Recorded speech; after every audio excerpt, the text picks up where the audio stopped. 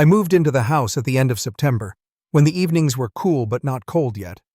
The place was smaller than I expected, a little older too, but the price was good and I needed something fast. The real estate agent mentioned the previous owner had passed away in the home. Peacefully, she said, in this rehearsed tone that made me think someone else had asked about it before. I told myself it didn't matter. People die in houses all the time. Doesn't mean anything. The first night was normal enough. Just me stumbling around boxes trying to figure out which light switches controlled what. But the house had this stillness to it. Even when I was moving around, it felt like everything else was holding its breath. Every sound was sharper than it should have been. The fridge clicking on, the water heater settling. Nothing unusual, but each sound felt like it was happening right next to me.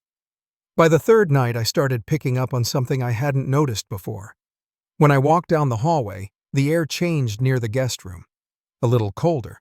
Not freezing, just enough that I'd get a small shiver without knowing why.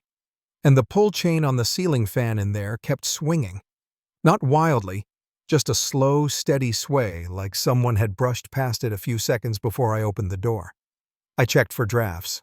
Windows were shut. Vents were closed. I told myself houses do weird things. Old wood shifts. Air moves differently. No reason to make it a big deal. But every night, right before I fell asleep, I'd hear this soft sound above me. Not a thud or footsteps. More like fabric dragging lightly across the floor. A sleeve, maybe.